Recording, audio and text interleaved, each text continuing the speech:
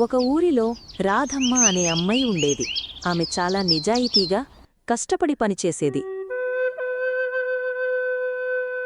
అలా ఒకరోజు రాధమ్మ మార్కెట్కి వెళదామని బయలుదేరింది.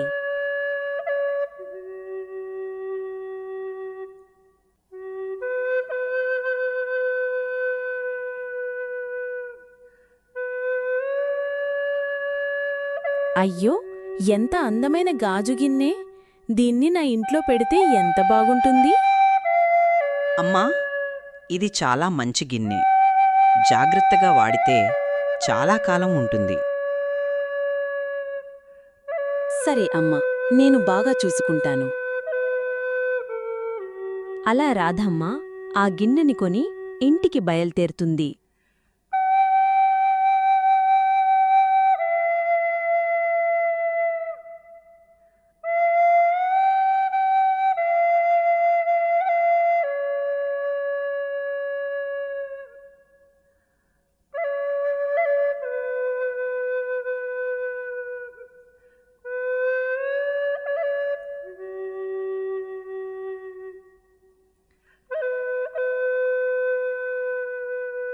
అలా రాధమ్మ ఇంటికి చేరుకుంటుంది.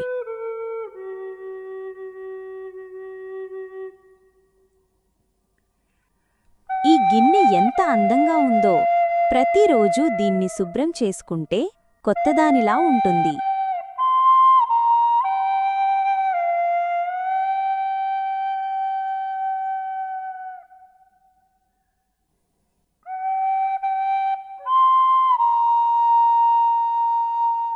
అదే సమయంలో పక్కింటి వాళ్ల పాప ఇంట్లోకి వస్తుంది. అక్కా, ఈ గిన్నె ఎంత బాగుంది!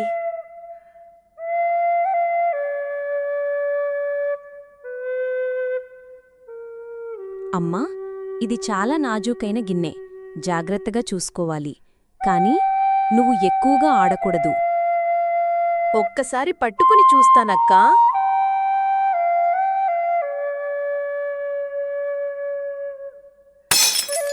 అయ్యో, నా గిన్నె! అయ్యో, పగిలిపోయింది. అక్కా, నన్ను కొట్టకండి.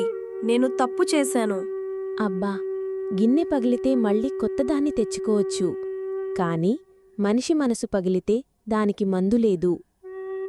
అంటే నువ్వు నన్ను కోప్పడలేదా అక్కా? లేదు, వస్తువులు మళ్ళీ వస్తాయి.